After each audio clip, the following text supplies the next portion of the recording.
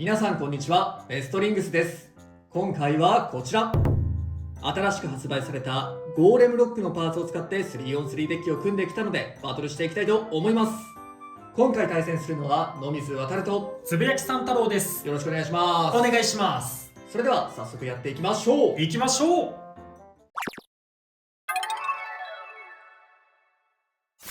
最初にシュートポジションを決めるじゃんけんをします。最初はグー、じゃんけんぽい。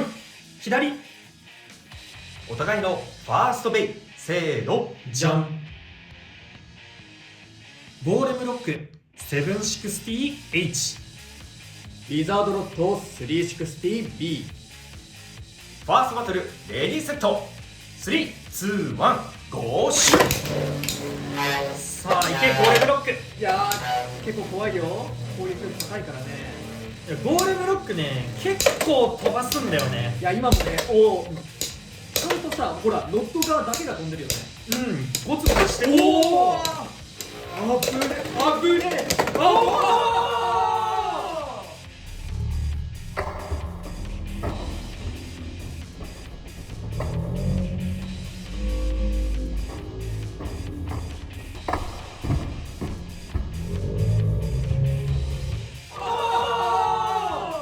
エクストリームフィニッシュ。つぶやきさん太郎のゴーレムロックに3ポイント。やったぜ。いや飛ばすとは言っても今の試合はすげえできすぎだな。めっちゃ綺麗にいったわ。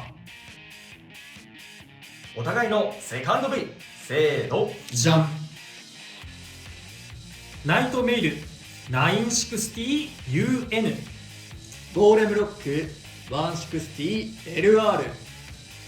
セカンドバトルレディーセット、3、2、1、ゴーシュ。うわ危ねえ。いやいい感じの攻撃ラインには乗ったけども、衝撃超綺麗なの来たな。オーバ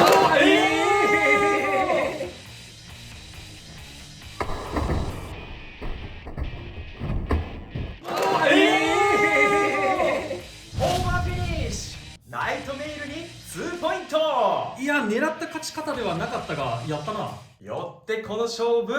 つぶやきさん太郎の勝利だ。やったぜ。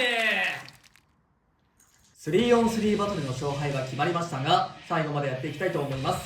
お互いのサードベイ、せーの、じゃん。レオンクレスト 160G。 バイパーテール 560UN。 サードバトルレディーセット、3、2、1、ゴーシュ。暴れるな。そういうこと。暴れるな。嘘だろ。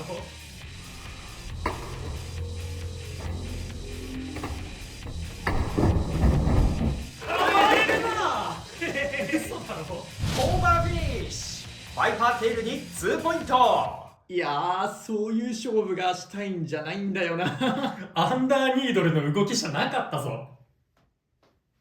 はい、ということで今回はゴーレムロックのパーツを使った 3on3 バトルをやってきました。いかがだったでしょうか。いやゴーレムロックの良さちゃんと発揮できたなって思います。いやー1戦目のね、あれは凄まじかったよね。あれめちゃくちゃ綺麗にいったね。ゴーレムロックのブレードが結構カクカクしてて相手を弾く箇所が多めで、もうまさにゴーレムロックっていう名前の通りの形したブレードなんだけど、これがうまいこと相手に決まったね。今回結構ね弾くブレードなんだよね。真ん中で居座って相手が突っ込んできたら弾くディフェンスタイプみたいなブレードなんだけど、ロッド相手でもしっかり飛ばすところを今回見せることができたな。しかもさ、今回その途中まで何度かオーバーのチャンスがあって、それが結構過ぎて終盤にも近づいてきたあたりからのエクストリームだったよね。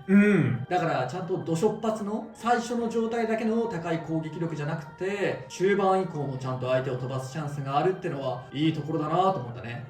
結構ねゴーレムロックいいベイブレードだなって思います。正直に言うとね、ガチ対戦とか大会とかで活躍できるかっていうとちょっと厳しいところがあるかなとは思うんですが、こうやってフリー対戦で使ったりとか、もう単純にベイブレードバトルを楽しみたいっていう時には使っててすごい面白いいいブレードだなって思いました。でしっかりディフェンスできるだけじゃなくて、意外とねスタミナ面も結構残ってくれるんだよね。綺麗に回り続けるからスタミナも残りやすくって、で今回俺が使ったカスタマイズはゴーレムロックの 760H で使ってて、このカスタマイズは割とデフォルトの 160UN と似たようなコンセプトで、真ん中でどっしりと構えて突っ込んできた相手を弾き飛ばすっていうコンセプトで作ったんだけど、ちょっとデフォルトよりも安定感が高くなったかなっていうようなカスタマイズ組むことができました。結構使ってて安定感もあってしっかり回ってくれるので、割とおすすめのカスタマイズです。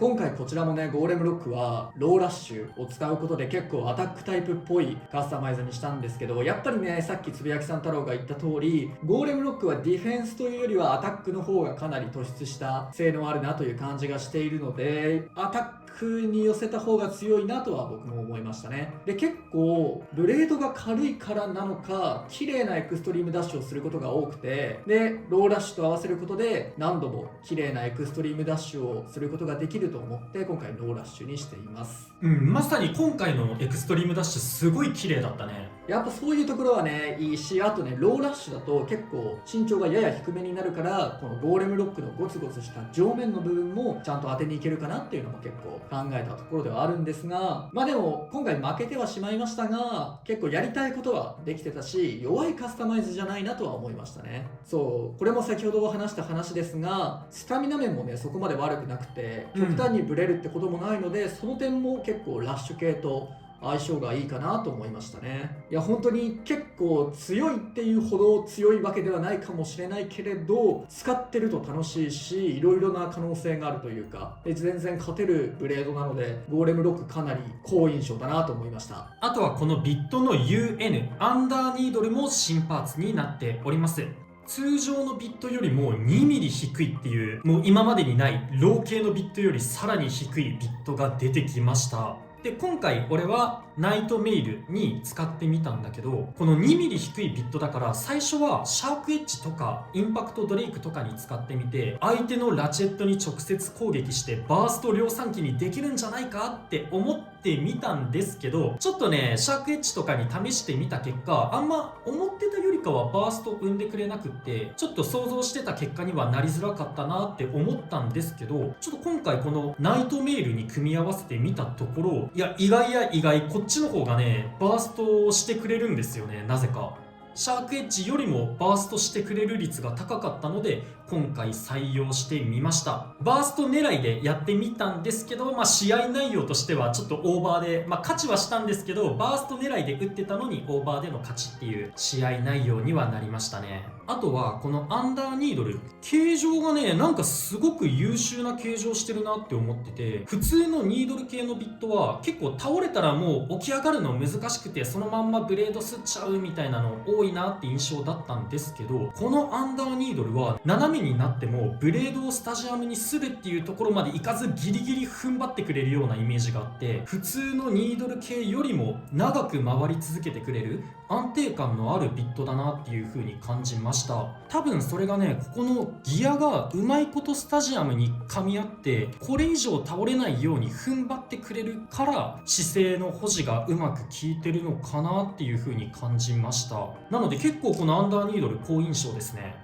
でこっちはアンダーニードルをやっぱ低いからバイパーテールと合わせてバイパーテールの上面でね相手のラチェットを攻撃してバーストしようと思ってバイパーテールにアンダーニードルを使ったんですが、今回のはちょっとよく分からなかったかなって思いますね。ラチェットを狙うために結構傾けてシュートをしたんですが、それでこう当たった後になんか謎のエクストリームダッシュ連発してのアタックだったんで、本当に何も考えた通りにいかなかったので、ちょっと自分の方はねあんまりいいところは見せられなかったなとは思いましたが、やっぱりそのアンダーニードルが低いということでナイトメイルもそうですが、上面ブレードの上の部分が強いタイプのカスタマイズをしてあげるとバーストを狙えたりとか結構面白い使い方ができると思ったので、アンダーニードルも先ほど言った通りかなり面白いパーツかなとは思いました。ということで興味のある方はゴーレムロックぜひ買って遊んでみてください。この動画が良かったらグッドボタンとチャンネル登録よろしくお願いいたします。それではまた次の動画でお会いいたしましょう。バイバイ。バイバーイ。